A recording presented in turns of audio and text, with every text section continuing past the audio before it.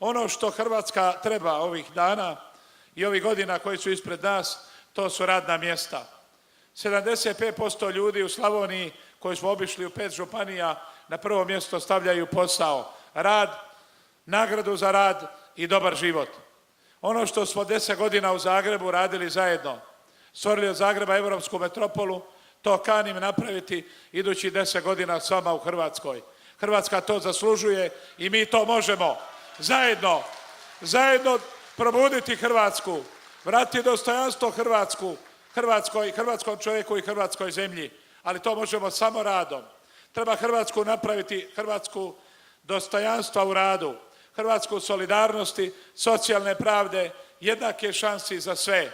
To mogu napraviti samo zajedno sa vama, sa cijelim pokretom za bolju Hrvatsku koji je krenuo prije 11 dana iz Iloka i doći će do mog prijatelja Luke Korde u Konavlima 16.12.